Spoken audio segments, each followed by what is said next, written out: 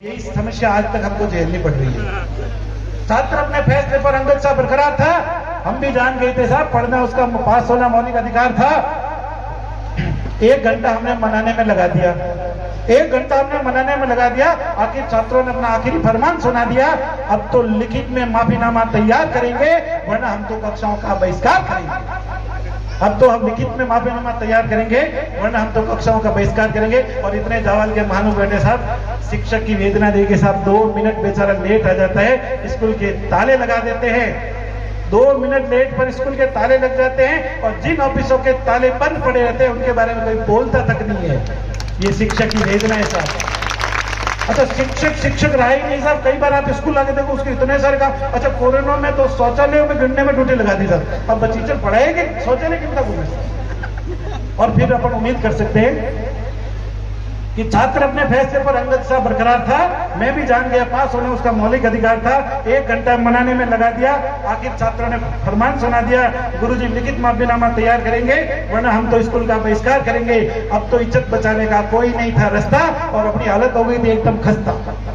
अब तो इज्जत बचाने का कोई नहीं था रास्ता, अपनी तो हालत हो गई थी एकदम खस्ता। अब तो मैं भी माफी मांगने को तैयार था, पर अकेले में इज्जत खोना नहीं चाहता था स्टाफ और छात्रों के मेले में। समझौता साहब क्या करें, इज्जत बचानी है।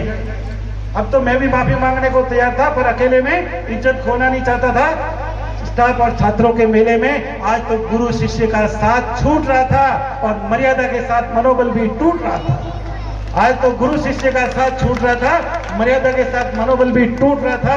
और ये 4 पंक्तियां मेरी पूरी कविता की जान है सर।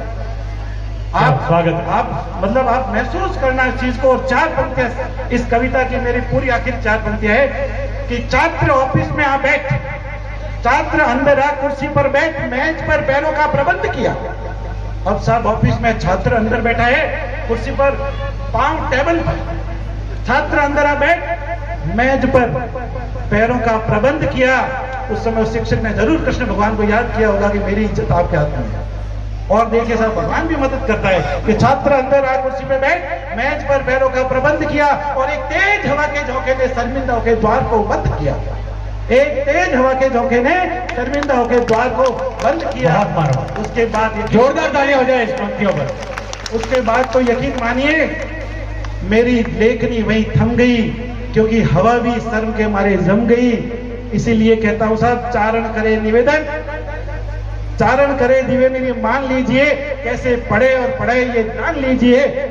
चारण करे निवेदन, ये मान लीजिए कैसे पढ़े और पढ़ाए ये जान लीजिए। माना छात्रों पर कानून का कवच हो गया है, माना छात्रों पर कानून का कवच हो गया है, पर एक अध्यापक की इज्जत और स्वाभिमान खो गया है। माना छात्रों पर कानून का कवच हो गया है, पर एक शिक्षक की इज्जत और स्वाभिमान खो गया है।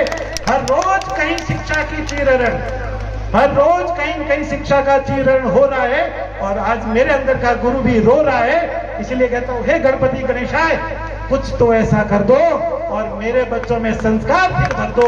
हे गणपति गणेशाय, कुछ तो ऐसा हो जाए, दोनों हाथ उठाओ, मेरे बच्चों में संस्कार भर दो और मां सरस्वती के प्रांगण को फिर से विद्या का मंदिर कर दो, फिर से विद्या का मंदिर कर दो। जय हिंद, जय भारत।